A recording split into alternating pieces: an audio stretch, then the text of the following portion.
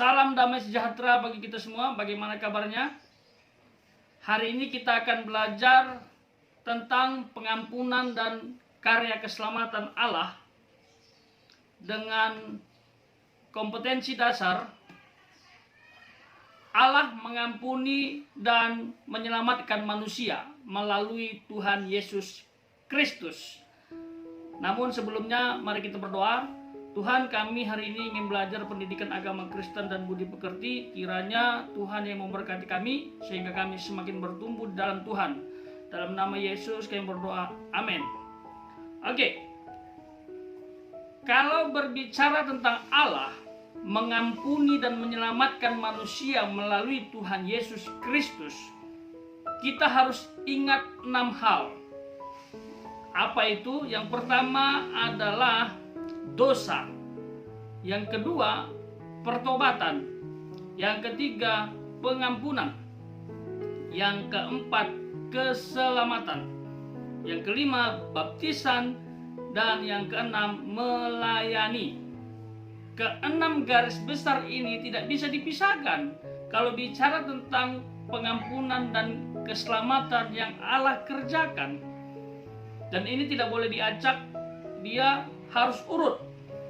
Dan kita akan pelajari secara praktis keenam garis besar ini. Ya. Yang pertama, apa itu dosa? Secara definisi, dosa itu adalah penyimpangan dari jalan yang benar. Yang kedua, kesalahan melanggar hukum Allah. Yang ketiga, pemberontakan terhadap atasan. Dan yang terakhir, melenceng dari firman Allah. Ini dirangkum dari Alkitab. Sementara secara praktis dosa itu diartikan adalah pikiran, perasaan, dan kehendak serta tindakan yang tidak sesuai dengan firman Allah. Jadi sebenarnya dosa itu praktis. Apapun yang kita lakukan kalau itu tidak sesuai dengan firman Allah, itu adalah dosa. Nah, kita lanjut. Nah, sekarang kita masuk dulu kepada sejarah. Ya, seringkali orang salah. Sejarah awal mula lahirnya dosa itu di mana sih? Itu sering dipertanyakan dan dijawab, tetapi banyak yang salah. Orang mengatakan pertama kali terjadi dalam peristiwa Adam dan Hawa. Itu kurang tepat, melompat menurut saya. Ini dia. Ya, yang pertama, ternyata dosa itu lahir di sorga. Ya, kita harus ingat dalam peristiwa ya pemberontakan malaikat kepada Allah. Ya, namun sebelumnya mereka hidup bersama Allah di sorga dengan sangat harmonis. Tetapi kita kenal dengan nama Lucifer. Ya, dia berontak kepada Allah, mengajak sepertiga malaikat dari sorga untuk berontak, sehingga mereka dibuang, ya, dibuang oleh Allah dari sorga, dan yang kita kenal sekarang dengan sebutan Lucifer atau iblis atau setan. Dan yang kedua, baru yang di bumi. Nah, dalam peristiwa apa? Pasti kita sudah tahu, dalam peristiwa Adam dan Hawa. Ya, waktu Allah menciptakan alam semesta selesai pada hari yang ke-6, hari yang ke-7 Allah beristirahat. Lalu Allah memberikan perintah kepada Adam ya untuk tidak memakan buah dari pohon pengetahuan baik dan jahat, tetapi dilanggar. Ya, kita tahu ceritanya, Hawa terlebih dahulu digoda oleh iblis lalu memberi kepada Adam, dan akhirnya singkat cerita mereka jatuh ke dalam dosa. Jadi dosa yang dilakukan oleh Adam dan Hawa itu bukan karena makan buahnya, tetapi karena melanggar perintah Allah yang diikat dalam buah itu. Jadi inilah dosa yang sangat mengerikan. Tetapi kalau kita pikir-pikir, ini berbicara tentang penularan. Ya, awalnya Lucifer dan kawan-kawan, lalu diteruskan kepada Adam dan Hawa. Lalu karena Adam dan Hawa jatuh dalam dosa, ya, mereka diusir dari Taman Eden, sehingga seluruh keturunannya terkontaminasi oleh dosa. Jadi kita ini manusia selama keturunan Adam dan Hawa itu sudah terkontaminasi oleh dosa. Ya, nah bagaimana dengan kamu? Apakah kamu merasa sebagai orang berdosa? Nah, kalau kamu merasa sebagai orang berdosa, inilah yang kedua dibutuhkan, pertobatan. Dan apa pertobatan? Kita lihat. Nah, pertobatan itu sebenarnya adalah berputar, berbalik kembali kepada jalannya Tuhan. Ya. Berikutnya perubahan hati dan kembali atau berpaling kepada Allah. Hatinya berubah, itu bertobat. Lalu yang berikutnya, wujudnya apa saja sehingga orang itu bisa terkategori sudah bertobat. Ini dia. Yang pertama, kesadaran bahwa dirinya berdosa, lalu mengakui kesalahan kepada Allah, lalu memohon ampun akan dosanya, lalu berjanji untuk tidak melakukannya lagi atau mengulangi dosa yang sama yang mencerminkan tidak percaya kepada Allah. Jadi ini kita harus ingat ya. Tapi kalau kita sudah lakukan ini, maka kita akan mengalami yang ketiga, yaitu pengampunan. Apa itu pengampunan? Pengampunan itu pembebasan dari tuntutan karena melakukan kesalahan atau kekeliruan. Kalau bahasa spiritualnya, penghapusan dosa. Karena sudah bertobat, lalu diampuni dosanya, dihapus dosanya melalui karya penebusan Kristus di salib. Ini terjadi secara spiritual. Secara rohani tidak kasat mata, tetapi orang bisa melihat dari buahnya. Begitu. Nah, orang yang sudah mengalami pengampunan dosa, maka dia akan mengalami ini secara otomatis, yaitu keselamatan.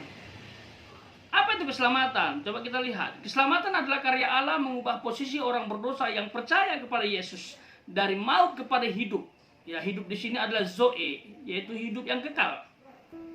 Nah, diselamatkan berdasarkan anugerah oleh iman, bukan karena kekuatan kita. Nah, sekarang kalau kita boleh memilih, mana yang kita pilih? Apakah neraka? Apakah surga? Saya percaya kita memilih surga. Tetapi apakah kita mau memilih jalannya? Kita pilih surga tapi nggak mau jalan menuju surga.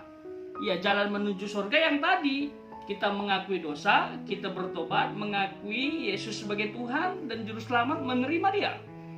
Sehingga kita diselamatkan oleh Kristus dan akan mendapatkan surga.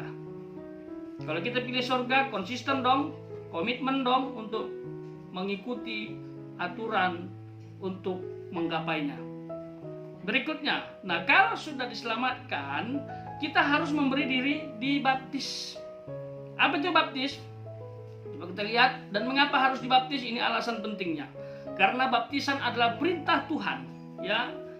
Lalu karena Tuhan Yesus juga dibaptis, Dia beri teladan kepada kita semua.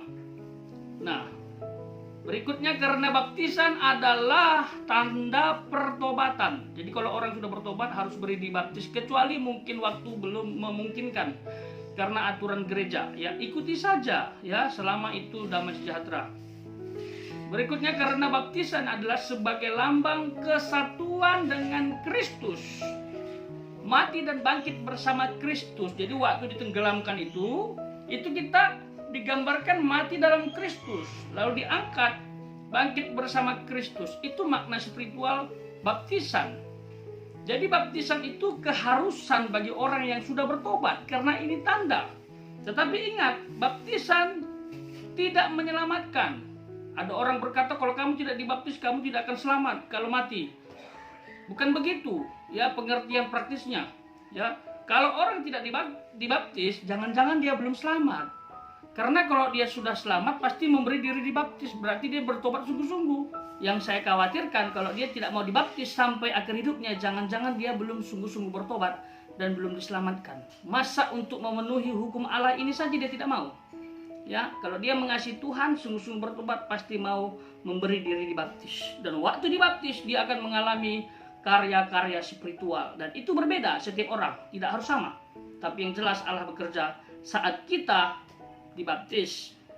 Ya, dan ini juga memenuhi hukum untuk menjadi bagian dalam tubuh Kristus. Ya. Nah, berikutnya adalah melayani Tuhan. Ya, melayani membuat kita mendekat kepada Tuhan. Ya, banyak orang berkata begini. Yang penting saya sudah percaya, bertobat. Yang penting saya sudah ibadah, nggak perlu melayani. Itu pikiran yang sempit menurut saya. Kita harus melayani. Bentuk pelayanan itu kan luas. Tidak harus di mimbar, tidak harus di pelayanan pastoral, atau seperti saya yang mengajar pendidikan agama Kristen. Melayani itu luas, ya. Secara praktis, mengedarkan kantong persembahan itu juga melayani.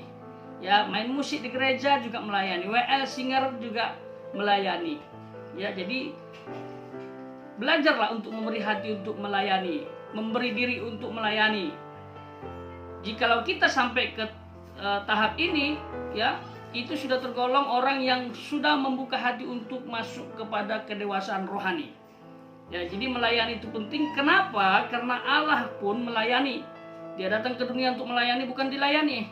Oleh sebab itu kita juga harus melayani sama seperti Kristus. Dan kalau melayani, pastikan hatimu tulus hanya untuk kemuliaan nama Tuhan.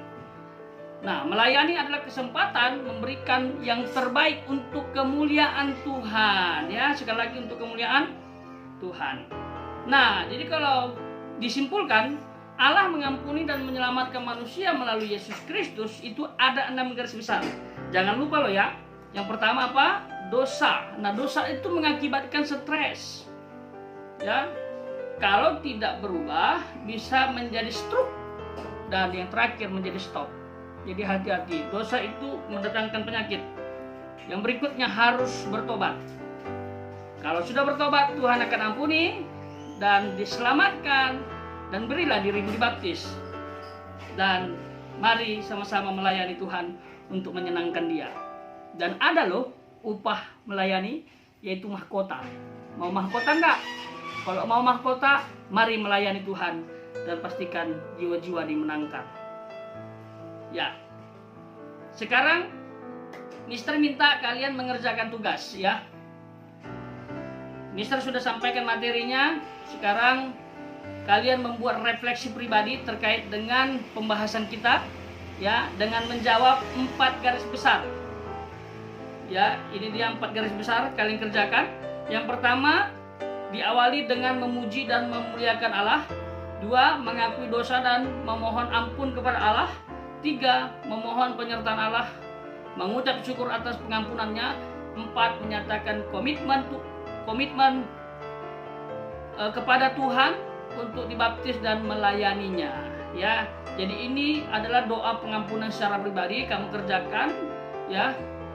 Tulis di kertas 1 lembar boleh, atau kerjakan di HPS, atau bisa juga Microsoft Office Word, langsung ketik pakai laptop juga boleh. Yang jelas kamu harus kerjakan tugas ini dan kumpulkan di LMS Tunas Daud ya, 1 minggu dari sekarang. Semoga kita bisa semakin mengenal Kristus, dan jadikan ini sebagai doa pribadimu ya, seolah-olah kamu sedang berdoa tetapi dengan cara menulis. Ya, ini sekaligus melatih untuk kamu bisa berdoa, fokus kepada Tuhan supaya mengalami karya Kristus, diampuni dan diselamatkan. Tuhan Yesus memberkati.